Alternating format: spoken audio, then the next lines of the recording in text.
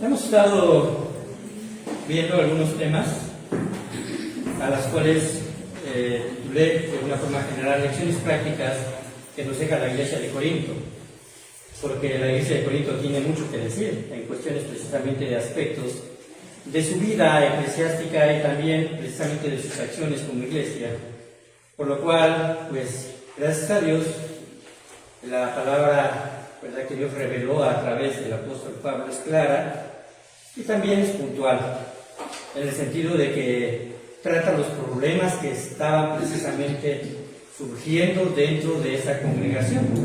Las dos cartas, las dos misivas, pues precisamente tratan aspectos que se pueden dividir por temas. Así que vayamos a la primera carta a los Corintios y el capítulo número 9. El capítulo número 9. El capítulo número 8 sigue tratando precisamente por los aspectos de comer carne sacrificada a los ídolos, y es un tema que ya habíamos visto en el capítulo número 6.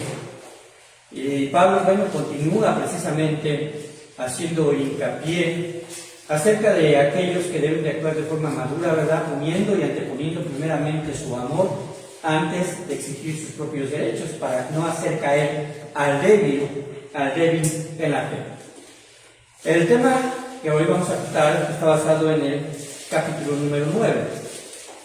Y lo titulé de esta forma, si usted está notando, o si después va a oír también la predicación, pues ahí va a aparecer. Está titulado así: un principio de comprensión y participación. Un principio de comprensión y de participación. Porque entendemos que las cartas de Pablo fueron dinámicas y precisamente quería hablar de diferentes temáticas. Así que Pablo confronta tanto problemas que pueden ser de índole, ¿verdad?, moral, como ya lo hemos hablado acerca de la fornicación y acerca de algunos otros temas. Pero es desafiante cada tema que se trata. Y sabemos que los efectos que se producen de todos los escritos bíblicos solamente pueden ser explicados por la inspiración que el Espíritu Santo dio a todos los hombres que utilizó. Porque si pudiésemos nosotros, ¿verdad?, en estos temas, solamente pensar que hubiese consejo meramente humano, pues partiríamos que no se soluciona el problema de raíz. Así que dentro de los variados temas que expuso, aparece uno de ellos en este capítulo, que en ocasiones, para algunos pastores, es desafiante enseñar. Y esto se debe precisamente a que quizás, ¿verdad?, algunos malinterpreten sus palabras, porque esto tiene que ver con la enseñanza del aspecto financiero. El capítulo número 9 va a abarcar parte del aspecto financiero en la iglesia y el destino de los diezmos y las ofrendas que se recolectan cada día en cada culto.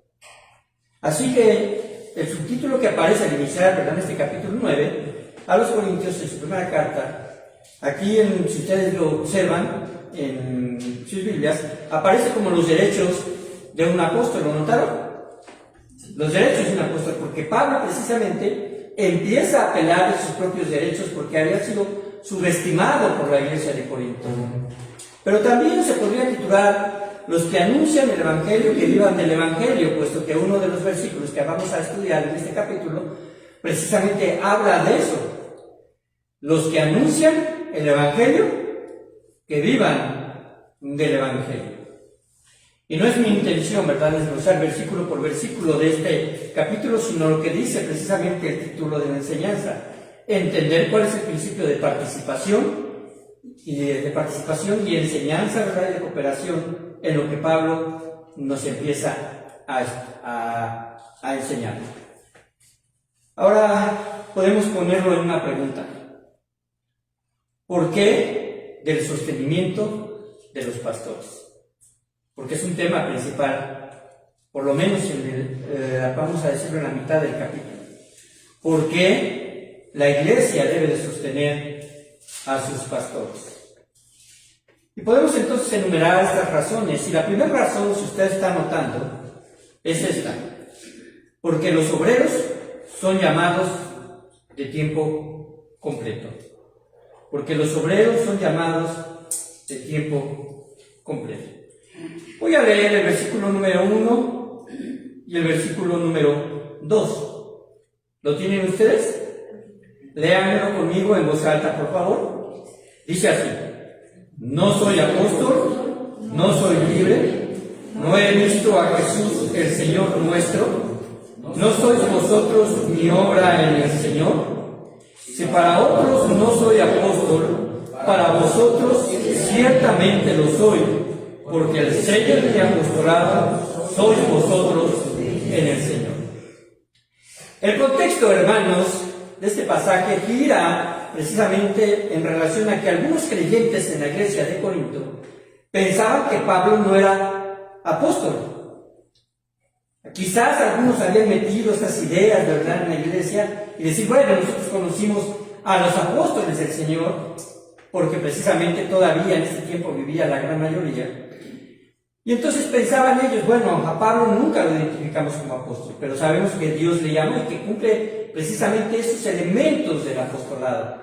El haber sido precisamente acompañantes y testigos presenciales en vida de nuestro Señor Jesucristo. Aunque Pablo no lo estuvo, sabemos que después ese encuentro en Damasco, precisamente se cumple este elemento en el cual Jesucristo le llama para precisamente ser apóstol de los gentiles. Y posteriormente él mismo afirma, cuando estuvo 2 años allá en Arabia, que recibió revelación del Señor. Incluso él dice, sin espíritu no lo sé, o el cuerpo no lo sé, solamente el Señor lo sabe. Y empieza a dar una serie precisamente de enseñanzas que tienen que ver con el arrebatamiento y con aspectos futuros. Así que Pablo cumple precisamente ese aspecto porque precisamente nuestro Señor Jesucristo lo llamó.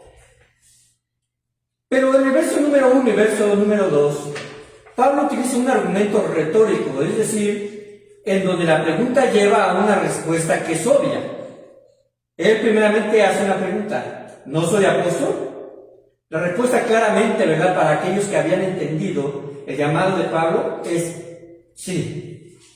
En realidad sí es apóstol. ¿No soy libre? También puede decirse que sí. ¿No he visto a Jesús el Señor nuestro? En base a lo que se acaba de explicar en Damasco, ¿verdad?, y también la revelación que tuvo de parte de él, claro que sí. Y después dice, ¿no sois vosotros mi obra en el Señor? Claro que también es su obra en el Señor. Pero entonces sabemos que estas respuestas son obvias, y la vida precisamente de los corintios reflejaba sin duda el trabajo apostólico que él había hecho, porque el versículo número 2 dice así: si para otros quizás no soy apóstol, para aquellos que han llegado a meter este tipo de ideas, para vosotros, la iglesia de Corinto, ciertamente lo soy. Y él tenía argumentos para precisamente defender su apostolado delante de la iglesia. Porque el sello de mi apostolado, ¿quiénes son? Sois vosotros en el Señor.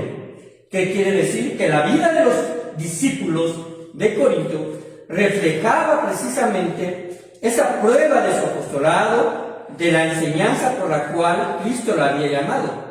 Porque el objetivo, hermanos, del llamado era precisamente la mejor prueba.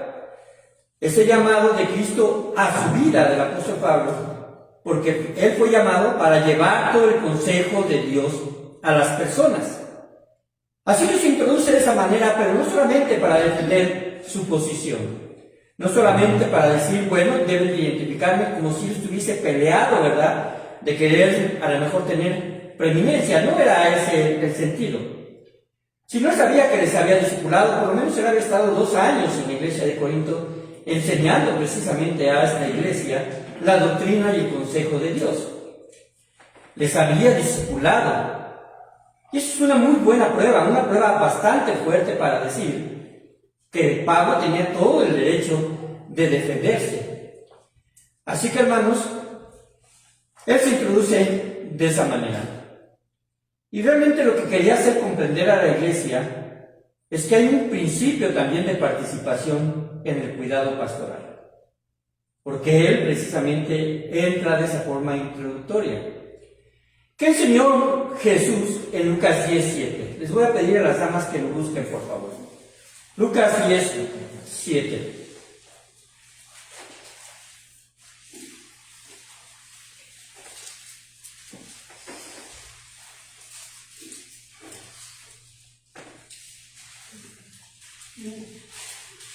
¿Lo tienen, hermanas? Adelante. Y posaban en aquella misma casa, comiendo y bebiendo lo prudente, porque el obrero es digno de su salario, no paséis de casa en casa. Cuando Cristo envía a sus discípulos a predicar a diferentes aldeas y ciudades, les da instrucciones. Y dentro de estas instrucciones, les dice posar en aquella misma casa, es decir, la casa que abrirá sus puertas al Evangelio.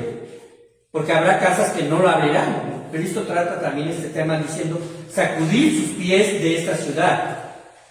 Pero aquellas casas o aquellos lugares donde es abierta la puerta para anunciar el Evangelio, dice, posen ahí, estén ahí, reciban precisamente ese hospedaje de la familia.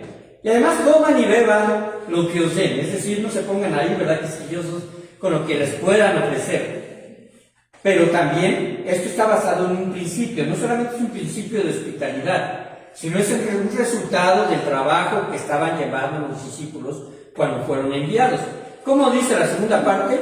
Porque el obrero es digno de su salario. Porque el obrero es digno de su salario. Así que Pablo rectifica también esta enseñanza. Y en el versículo número 3 del capítulo 9 de 1 de Corintios, si ustedes quieren regresar, por favor. Observen cómo dicen: contra los que me acusan, esta es mi defensa. ¿Acaso no tenemos derecho de comer y beber? Pablo está diciendo, ¿acaso debe de ser una carga para aquellos a los que hemos discipulado? ¿Y acaso no tengo derecho también de comer y de beber? Ahora no se refería, hermanos, a que la gente lo acusara de glotón, o que le estuviese exigiendo una vida de abstinencia alimentaria diciendo, bueno, tú no debes de comer y de beber, tienes que buscar la forma de subsistir por ti solo. No, su argumento realmente es, tengo derecho de tener para proveerme de comida. Tengo el derecho de que algunos o la iglesia provea para mi comida. Ahora, si consideramos el contexto de la iglesia en Corinto, hermanos, no era que no podían apoyar el ministerio de Pablo. Podemos observar que era una buena cantidad de discípulos, simplemente por el hecho de que se habían fraccionado en diferentes secciones, en los cuales unos decían, yo soy de Cristo, yo soy de Pablo, yo soy de Apolo, yo soy de Cefas. Entonces podemos notar que esa iglesia de Corinto, en esa precisamente península, ¿verdad?, había realmente una buena cantidad de creyentes, pero les costaba trabajo desprenderse de sus bienes materiales para apoyar el ministerio de Pablo. Así que, hermanos, algunos se resistían a hacerlo, por lo que este apóstol decidió trabajar por su cuenta con tal de no ser gravoso, no detener lo más importante, que era la edificación de los creyentes. Recuerden que Pablo, su oficio era hacer tiendas, es decir, ¿verdad?, precisamente el fabricar esas tiendas que servían de habitación para los beduinos, para la gente que tenía que caminar por lugares donde no podía llegar a un hostal, no podía llegar a un lugar donde le dicen hospedaje. Y el hacer tiendas era parte precisamente de ese estilo de vida. La cultura en realidad así era. Todavía había muchas familias precisamente que habitaban de esta forma. Y él hacía precisamente tiendas. Pero al darse cuenta de esta problemática, decide mejor precisamente no ser gravoso. Para él era más importante que su apoyo económico que le pudiesen dar, la edificación de los creyentes, sean nuevos en la fe o sean personas ya de tiempo. Así como vemos precisamente a los corintios les faltaba madurar en diferentes áreas, y esta era una de ellas. Ahora pensemos un poco acerca de esto. Actualmente las iglesias pueden estar contaminadas con estos extremos de pensamiento, con dos extremos de pensamiento. Estoy hablando de iglesias que algunas, ¿verdad?, erróneamente se pueden llamar evangélicas porque no son de sana doctrina, pero existen en nuestro tiempo, como precisamente la Iglesia de la Prosperidad, algunas otras, ¿verdad?, que están precisamente inmiscuidas en ese tipo de doctrina. Así que podemos ver que por lo menos hay dos extremos de pensamientos. El primero, voy a ver por el sentido contrario, de ellos es pensar que los pastores deben de suplir por el Evangelio. Algunas congregaciones, y gracias a Dios no estoy hablando de nuestra congregación, porque en realidad si hay que reconocer es que no caen en ninguno de estos dos aspectos, pero sí hay algunas que precisamente piensan que los pastores deben de suplir por el Evangelio y caen en el error que deben depender totalmente de Dios, aunque esto es una verdad. Los pastores debemos depender totalmente de Dios, pero también Dios ha puesto a la iglesia. Pero estas personas se justifican con este precisamente pensamiento para que los pastores busquen su propio sostenimiento. Esas iglesias sostienen que el pastor debe de mantenerse humilde y para generar esa humildad, según ellos, en su carácter, pues precisamente los someten o los limitan a lo más básico de sus necesidades. A lo más básico de sus necesidades. Ahora, hermanos, no estoy realmente diciendo una mentira. Yo conocí una congregación de este tipo. Una congregación que realmente, precisamente, limitaba a su pastor, lo consideraba un asalariado. En el momento que lo contrató, le puso una serie de instrucciones de las cuales él debería de hacerse cargo, como incluso, ¿verdad?, de cortar el césped, del barrer, cosas que prácticamente le dijo, bueno, si vas a ser pastor de esta iglesia, se va a generar este tipo precisamente de instrucción. Y eso es muy lamentable, porque en realidad no se está, y vamos a notar esto, que no se está hablando de un aspecto, de una figura, de un empleado de una empresa. Así que podemos decir que esa es la primera contaminación que puede tener alguna iglesia. Ellos piensan lo que alguna vez dijo un feligrés. Y esto, pues no soy testigo presencial de esto, ¿verdad? Se me apareció alguna vez en una literatura que leí. Pero este feligrés precisamente dijo lo siguiente: el pastor debe de ser humilde y pobre, porque Dios lo hace humilde y la iglesia lo hace pobre. Realmente no sé si sea así, pero es un dicho, ¿verdad?, que precisamente encontré, pero que nos puede hablar a lo mejor de un aspecto de falta de madurez dentro de una iglesia. El segundo pensamiento es tristemente promovido por el liderazgo de que el pastor debe de ser un ejemplo de prosperidad y enriquecimiento. Una doctrina ampliamente difundida por las iglesias que han introducido precisamente la falsa doctrina de la prosperidad.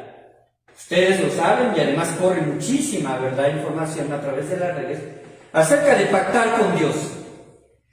El tratar precisamente de manipular a las personas para que en su necesidad, y hermanos, ¿quién no tiene una necesidad?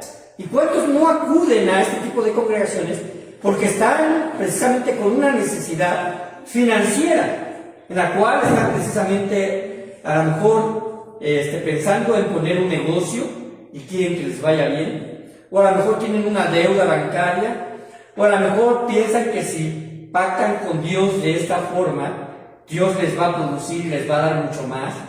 Y estos falsos líderes precisamente atacan esa parte sensible que tiene mucho que ver precisamente con esa hambre de querer tener más materialmente. Y la iglesia, hermano y hermanos, debe de ser enseñada que los pastores no son empleados de la congregación. No se les otorga esa posición, tampoco la posición de pastor, desde un instituto de un seminario.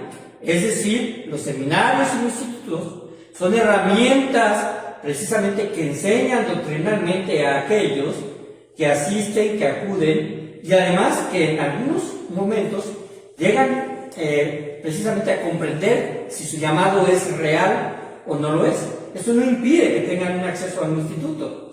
Pueden salir varias personas de un instituto y sin embargo a lo mejor determinan que todavía ellos no han confirmado su llamado, pero esperamos que la mayoría, ¿verdad?, que salen de estos lugares sea así.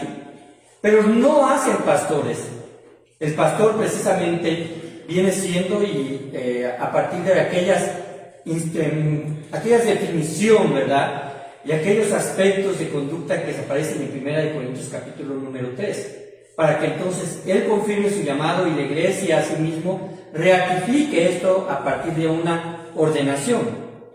Así que, hermanos, cuando una congregación llama a un pastor para ejercer su ministerio local, es en base a una necesidad legítima de la iglesia y en base a un llamado legítimo de parte de Dios, el cual otorgará una posición en esa congregación. En Lucas 10:2 dice también: la mies es mucha, ustedes conocen el pasaje, la mies es mucha, mas los obreros pocos. Por tanto, dice el Señor, rogad al Señor de la mies que envíe obreros a su mies. Después precisamente envía a los discípulos a predicar en las aldeas, y el pasaje que leímos anteriormente está hablando acerca de eso, de que el obrero es digno de su salario. Hay una continuidad correcta en relación al trabajo ministerial que deben de dar todos aquellos que trabajan en la obra del Señor. El principio, hermanos, de quienes ejercen el llamado al ministerio es porque Dios los coloca dentro de una iglesia y utiliza la iglesia para dar su aprobación y confianza a quien ya ha demostrado las características que aparecen precisamente en 1 Corintios capítulo número, en 1 Timoteo, capítulo número 3, y también en la carta a Tito. Pero también, hermanos, es porque ese llamado es precisamente la respuesta de una necesidad de ministrar a muchos. Observaron el pasaje, dice, la mies es mucha. La mies es mucha, pero los obreros son pocos. Entonces Jesucristo da una instrucción primeramente de oración: rogar al Señor de la mies que envíe más obreros a su mies. Cuando una iglesia quiere llamar a un pastor porque se encuentra en ese momento sin pastor, o porque el pastor en turno, ¿verdad?, ya ha expresado un llamado para trabajar en otro lugar, o porque ya por su edad se siente limitado para continuar al frente de esa iglesia, o por una situación de enfermedad, o cualquier cosa que lo haga separarse precisamente de la congregación, la iglesia debe de estar en constante oración. Y no solamente cuando surge esa necesidad, sino también porque la mies es mucha. Ahora, cuando le dicen a usted que está en su trabajo y le exigen estar en horas extras, es porque el trabajo es mucho. Si el trabajo en realidad se puede, vamos a decir, sacar durante las horas laborales, seguramente usted no va a tener problema para quedarse más tiempo. Pero cuando se incrementa el trabajo y es mucho, se requiere un mayor esfuerzo, y las personas, ¿verdad?, en un trabajo secular, obviamente tendrán que responder a su patrón en apoyo y ayuda, y obviamente tendrán que tener también quizás una recompensa. Y no estamos hablando en este sentido, por eso cuando yo hablaba al principio, ¿verdad?, a veces es un tema bastante sensible. No se trata de que el pastor diga, bueno, se trabaja a tiempo extra, no, porque el llamado es permanente y es total. Un pastor es pastor las 24 horas del día. Así que, en realidad, hermanos, lo que podemos notar es que hay una necesidad de ministrar porque la mies es mucha. La segunda razón, porque el sostenimiento de los obreros es una respuesta lógica de su trabajo para el Señor, para el Señor y su iglesia. Versículo número 5 del capítulo 9. ¿Están ahí? Ahora le voy a pedir a los varones que lean el versículo número 5 al versículo número 7. Tenemos derecho de leer. Permítame para que se... ¿Ya están listos, no? ¿Estamos listos? Adelante. ¿Puestos de pie, hermanos? Del versículo número 5 al versículo número 7. Adelante. No tenemos derecho de traer con nosotros una hermana por mujer, como también los otros apóstoles y los hermanos del Señor y Cefas. O solo yo y Bernabé no tenemos derecho derecho de no trabajar? ¿Quién fue jamás soldado de sus propias expensas? ¿Quién viva la viña y no come de su fruto? ¿O quién apacienta el rebaño y no toma de la leche del rebaño? Gracias. Ahora observen, esto es bastante importante como Pablo precisamente está hablando de este aspecto. Primeramente está hablando precisamente de una situación relacional. Es decir, Pablo era soltero, ¿verdad? Y de alguna forma, pues la gente lo identificaba en ese momento como una persona que no tenía una esposa. Pero él dice, bueno, yo no tengo una esposa, pero no es una exigencia que no lo tenga. Porque él habla y dice, yo también tengo derecho de traer con nosotros una hermana. Ahora, esa definición de hermana está refiriendo a una hermana en la fe, es decir, una creyente, ¿verdad? Una hermana por mujer, y además pone, por ejemplo, a los demás, a los otros apóstoles, y entre ellos a Cefas. Y sabemos que Pedro, aquí refiriéndose a Pedro, porque Cefas es Pedro, ¿verdad? Sabemos, por lo menos en la Escritura, que él era casado desde el momento en que Dios lo llamó, porque incluso Jesucristo lo llamó porque incluso Jesucristo sanó ¿a quién? A su suegra. Y nadie va a querer de gratis una suegra sin estar casado, ¿verdad? Tenía suegra y por él tenía una mujer. Así que, hermanos, también los otros apóstoles, y cuando se refiere a los hermanos del Señor, se refiere a los otros hijos de María y de José. También eran casados y también eran creyentes y tenía derecho de tener igual una mujer. Pero después continúa con otro argumento. Dice, o solo yo y Bernabé no tenemos derecho de no trabajar. ¿Estará diciendo aquí Pablo que él y Bernabé se la pasan tranquilos? No se está refiriendo a eso. Se está refiriendo a que ellos, sin lugar a dudas, podían ministrar de una forma más completa, más eficiente, si no trabajaran en un trabajo secular y se enfocaran completamente en la obra del Señor. En la obra del Señor. Y después utiliza 3 ejemplos. ¿Quién fue jamás soldado a sus propias expensas? ¿Quién planta viña y no come de su fruto? ¿O quién apacienta el rebaño y no toma de la leche del rebaño? Estos 3 ejemplos los utiliza para ilustrar una enseñanza. Primeramente, la vida del soldado. Segundo, un labrador de una viña. Y tercero, un pastor de ovejas. La deducción, hermanos, es muy lógica. El soldado debe de ser sostenido por su pueblo o por su nación. ¿Cierto o no? Aquí, ¿quién sostiene a nuestro ejército? Sin lugar a dudas, bueno, nuestros impuestos, obviamente, ¿verdad? Pero el Estado es quien se encarga precisamente del sostenimiento de los soldados. Sería lamentable que un soldado tuviese una vida bivocacional. ¿Qué quiero decir? Que por las mañanas él fuera carnicero, tuviera su carnicería, y por las tardes fuera soldado. Y que no le pagaran a él como soldado, que lo hiciese a lo mejor por vocación, vamos a llamarlo de esta forma, ¿no? Imaginen esta escena. Si usted se enrolara en el ejército y que ahí estando en el cuartel, su general le dijera, sabes que tienes que salir y trabajar porque te tienes que comprar tu uniforme. Porque te tienes que comprar tu pistola, tu fusil, porque te tienes que comprar tu chaleco antibalas, porque tienes que comprarte tu casco. Es más, si vas a manejar el carro del ejército, tienes que ponerle gasolina. Imaginen esa escena. ¿Les parece lógica? Sin lugar a dudas, no. Sin lugar a dudas, no. No sería funcional ese estilo de vida. Es cierto que el apóstol Pablo se sostuvo a sí mismo mientras ministraba, porque él menciona en 1 Corintios 9:12, y observen cómo dice.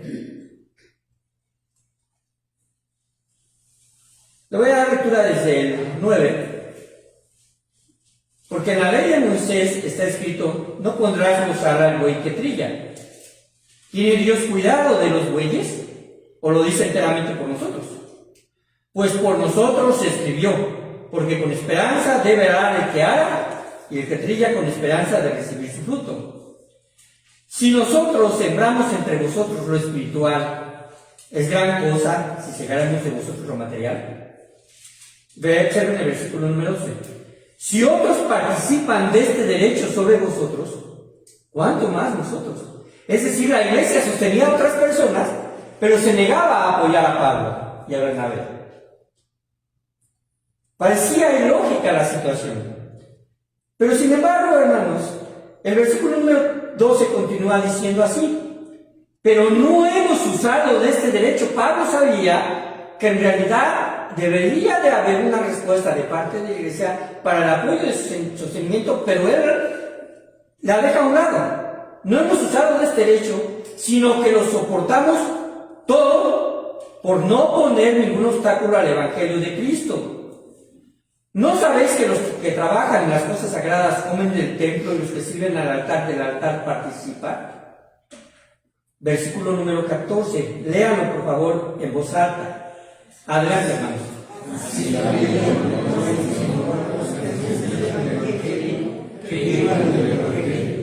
Ok, esa es una ordenanza del Señor. Y el versículo 15 dice: pero yo de nada de esto me he aprovechado, dice Pablo. Yo no me quiero aprovechar de ese derecho, ni tampoco he escrito esto para que se haga así conmigo, porque prefiero morir antes que nadie desvanezca esta mi gloria. Pues si yo anuncio el Evangelio, no tengo por qué gloriarme, porque me es impuesta necesidad. Y ay de mí si no anunciare el Evangelio. A pesar de que no recibía muy poco apoyo de los corintios, sin embargo dejó claro que lo hizo como un sacrificio voluntario por ellos, que predicando el Evangelio, presente gratuitamente el Evangelio de Cristo para no abusar de mi derecho, como dice ahí en el versículo número 18 del Evangelio. Sin embargo, uno puede decir, bueno, pobre Pablo, ¿verdad? Pero observen también que Pablo no fue la única iglesia que ministró. Él anduvo por toda Asia Menor, predicando y enseñando y abriendo iglesias. Y muchas iglesias, sabiendo la importancia del ministerio de Pablo, le dio el apoyo necesario, cosa que la iglesia de Corinto no lo hizo. Vayan a 2 Corintios 11, 8 y 9. 11, 8 y 9, y en la segunda carta de los Corintios también presenta defensa de su apostolado y su ministerio. ¿Lo tenemos? Hermano Rogelio, 2 Corintios 11, 8 y 9. ¿Puede leerlo, por favor, en voz alta, hermano? He despojado a otras iglesias, recibiendo salario para serviros a vosotros. Y cuando estaba entre vosotros y tuve necesidad, a ninguno fui carga, pues lo que me faltaba lo suplieron los hermanos que vinieron de Macedonia. Y en todo me guardé y me guardaré de seros gravoso. Gracias. Adelante. Ese está el 9. Hasta luego. Ok, gracias, hermano. Observan cómo Pablo, ¿qué es lo que está diciendo?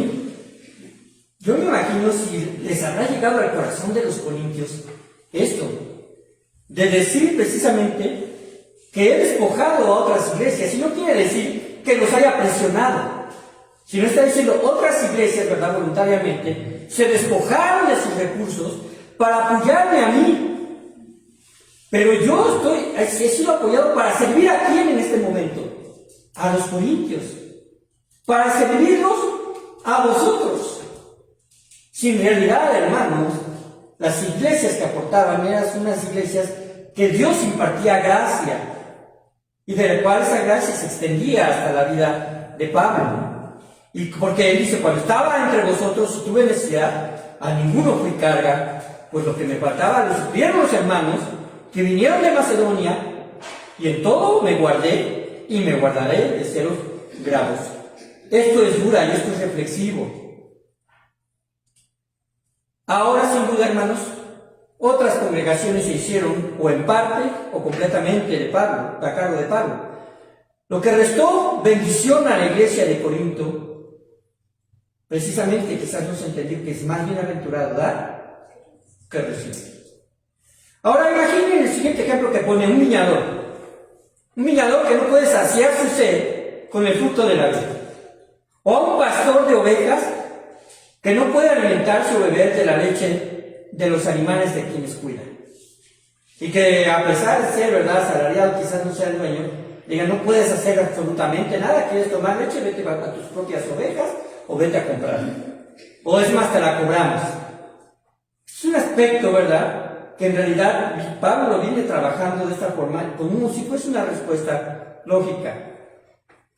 En Gálatas 6:6 dice así, y ahora le voy a pedir a la hermana Luz que lo lea por favor en voz alta. Gálatas 6:6.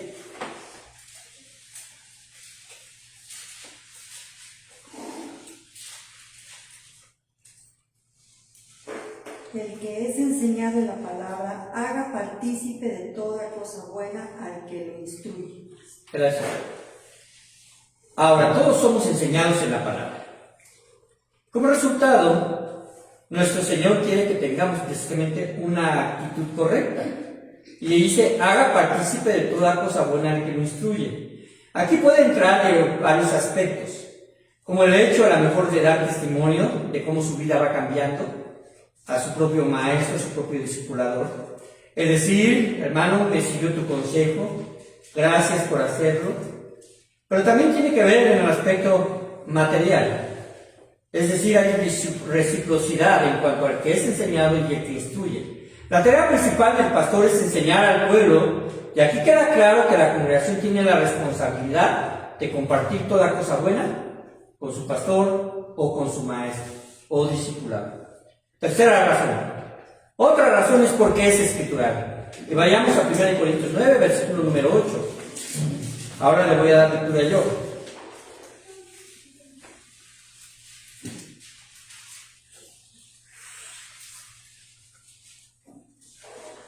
Dice así, ¿digo esto solo como hombre?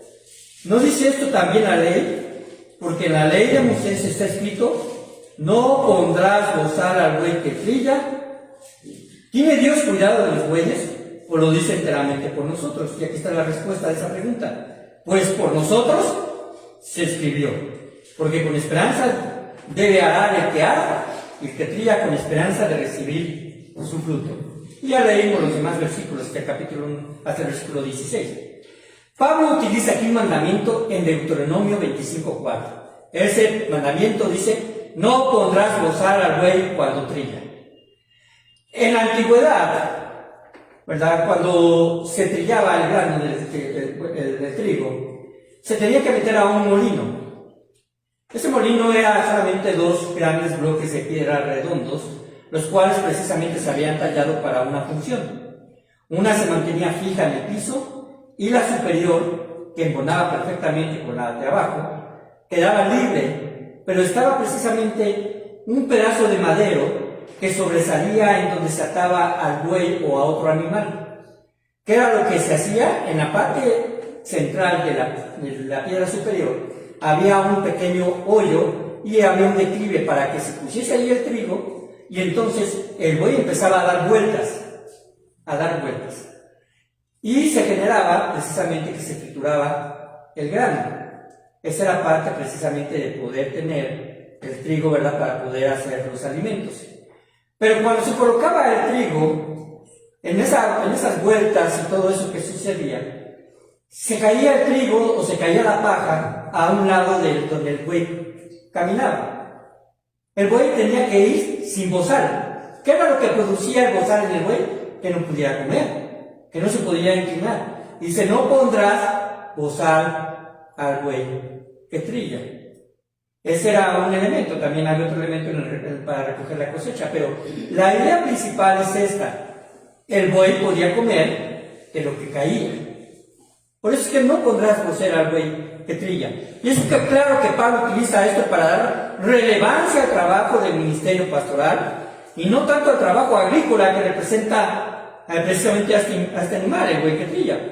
Pensemos un poco en eso. En lo que yo les voy a decir, voy a utilizar parte de mi testimonio, porque yo creí en el Señor Jesucristo a los 17 años. Ya fue hace bastante tiempo, ¿verdad? Bueno, según hace mucho tiempo. A los 17 años. Y asistí primeramente a una iglesia bautista en esa edad. Conviví, compartí con muchos jóvenes, aprendí precisamente de un pastor, el hermano que ya falleció en el COVID, se llamaba Víctor Guzmán Sani, Vivi Guzmán Sani. Él fue el pastor de esa iglesia. Él predicaba domingo tras domingo, los cultos eran similares en la tarde y en la mañana y el miércoles. Yo tuve que aprender de él y aprender de otros que también me discipularon. Mi primera experiencia en las misiones fue después de 4 meses de haber sido salvo. A los 4 meses más o menos estaba trabajando en una misión. Y fue mi primera experiencia, no era yo el encargado, simplemente, precisamente, acompañaba a quienes eran encargados de esa misión. Este trabajo de campo, se puede decir, me dejó enseñanzas invaluables. De tal forma que me llevó a estudiar en un instituto y posteriormente a servir por lo menos en 3 iglesias bautistas donde nos tuvimos nosotros que mover por cuestiones de domicilio. Entre ellas es esta. Así que podemos decir que esas enseñanzas invaluables, y hasta el momento en que Dios me llamó al pastorado, estoy convencido que parte del llamado al ministerio de alguien le debe de anteceder aprendizaje, servicio y compromiso. Aprendizaje, servicio y compromiso. En épocas donde yo, por decir, muchos pastores pueden decir exactamente lo mismo, no se anhela ninguna retribución económica. Después encontré un trabajo secular, había un trabajo secular que desempeñaba, así que puedo decir que el servicio en esas 3 áreas en las cuales yo pude trabajar en la iglesia bautista, pues me limitaba también el trabajo a periodos definidos, y yo lo entendía así. En gran parte de ese tiempo todavía Dios no me había llamado. Pero esto cambia cuando el ministerio es de tiempo completo. Cambia totalmente. Hay una notoria aclaración de la importancia del trabajo espiritual que desarrolla un pastor en la iglesia. El versículo 11 que vimos en ese capítulo 9, si nosotros sembramos vosotros lo espiritual, aquí le está diciendo, ¿es gran cosa si segáramos de vosotros lo material? ¿Cuál sería la respuesta? O sea, ¿sería gravoso para ustedes sostenernos? En realidad lo que se espera es que la iglesia, ¿verdad?, pueda decir, no es gravoso por el tipo de trabajo que estás llevando. Si otros participan de este derecho sobre vosotros, ¿cuánto más nosotros? Pregúntese, usted, sería muy bueno, ¿verdad?, que después se acercara conmigo si su respuesta quizás no es la que yo espero, ¿verdad? Pero ahorita aquí en este momento, o cualquier persona que haya estado en este púlpito, ¿se ha sentido impactado por la palabra que se predica desde este lugar? ¿Se ha sentido impactado? ¿Le ha llevado a tomar decisiones trascendentes en su vida? ¿Sabe usted que no se encuentra solo cuando enfrenta un problema o lo expresa al pastor o a algunos hermanos para que oren por usted? ¿Ha permitido o ser aconsejado para tomar decisiones más sabias? Quizás el pastor o alguien más, como los diáconos, ha acudido a ayudarle porque tiene más libertad de acción que si estuviera condicionado a un trabajo secular. Y última razón. Otra razón más es porque quien es llamado seguirá ministrando a pesar de no recibir apoyo. Esto es bastante importante, porque se trata de una vocación. Versículo número 15 de 1 Corintios 9:15 dice así: porque yo de nada de esto me he aprovechado, ni tampoco he escrito esto para que se haga así conmigo. Pablo está diciendo, yo estoy escribiendo esto porque quiero decir que se quede claro que debe de ser una respuesta, pero no lo estoy haciendo para que yo salga beneficiado. Y dice así, porque prefiero morir antes que nadie desvanezca esta mi gloria. Pues si anuncio el Evangelio no tengo por qué gloriarme, porque me es impuesta necesidad, y ay de mí si no anunciar el Evangelio. Una iglesia definitivamente debe de proveer para las necesidades financieras a su pastor o pastores, o de cualquier otro ministro de tiempo completo. Pero si esto no se diera, por alguna razón, la encomienda que Dios le da a alguien que es llamado, esta proviene de parte del Señor. Y esto echa por tierra que el pastor es un empleado, ya que seguirá incluso con estas limitaciones, enseñando, evangelizando, aconsejando y proveyendo ayuda espiritual a quien lo necesite. Si no, en realmente se podría poner en duda un llamado, ¿no? Porque esto precisamente es parte de una vocación. Es cierto que el pastor llegará a una edad en donde sus fuerzas mengüen, ¿verdad? Y lo podemos sentir. Realmente, ¿verdad? Cuando pensamos en personas mayores de la tercera edad, ¿verdad? Y los vemos cansados, caminando muy despacio, no les podemos exigir lo mismo, ¿cierto o no? ¿Le podemos exigir que tengan la misma capacidad física para un trabajo? Claro que no. Pueden tener el conocimiento. Mi papá fue mecánico, sabe bastante de mecánica, y hay cosas que ahorita ya no puede hacer, pero no es porque no las hace. Él cuando lleva un carro al mecánico dice, yo voy para ver que lo hagan bien. Pero ya no puede. Ajá. Ahora, un pastor también seguramente sus fuerzas van a menguar, en donde tendrá que dejar que otro pastor tome su lugar. Pero el llamado continúa en el corazón de un obrero. Así que, hermanos, podemos ver esto. En alguna ocasión, ¿verdad? Podemos decir, bueno, conocer alguna iglesia o pensar en esta iglesia. Va a llegar un momento en que el pastor se va a jubilar. Bueno, piensen en esto, por favor. Ajá. Cuando se habla de jubilación de un pastor, solo tiene que ver con una posición y disminución de sus fuerzas o capacidades, no por su vocación.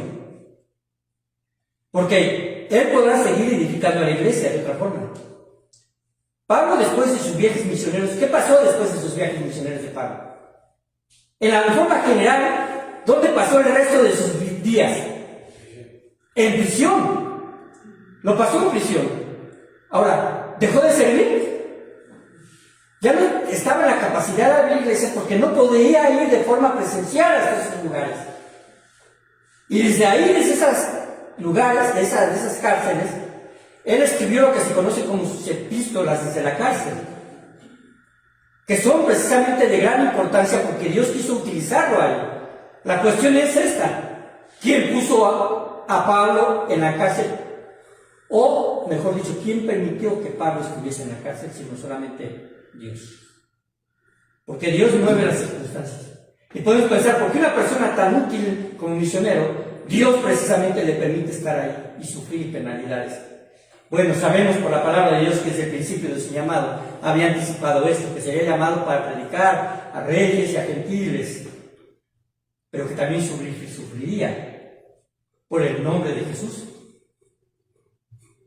Así que no fue algo que se saliera de las manos a Cristo o a Dios.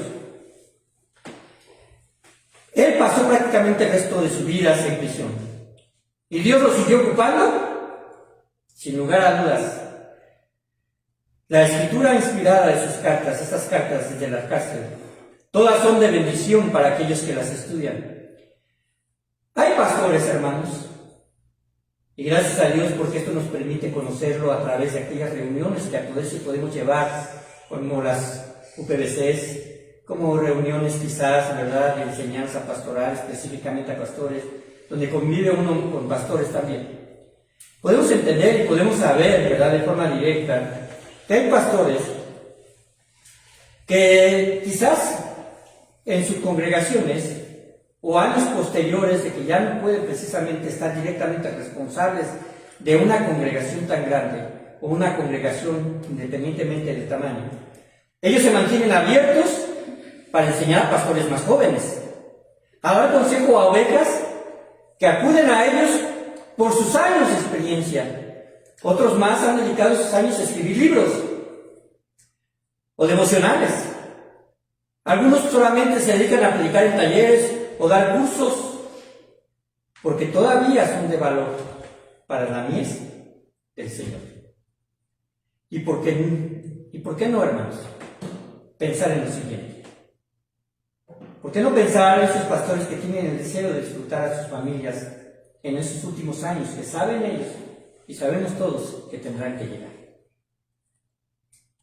Es algo que en realidad, hermanos, debemos tener siempre presente.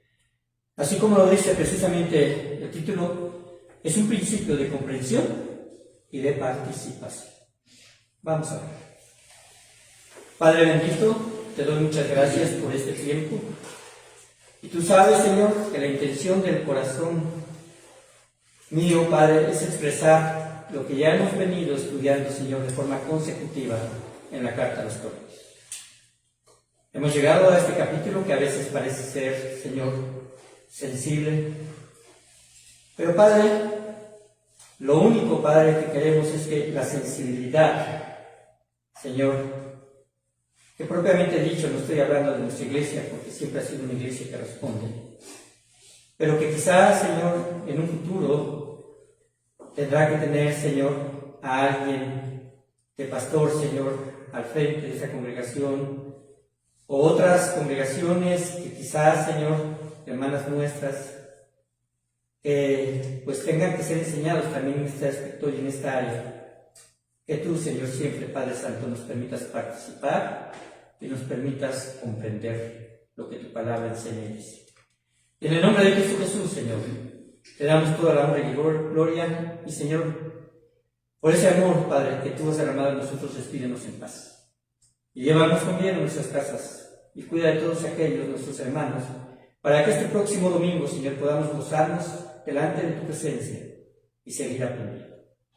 Que tu nombre sea honrado por los siglos de los siglos. Amén.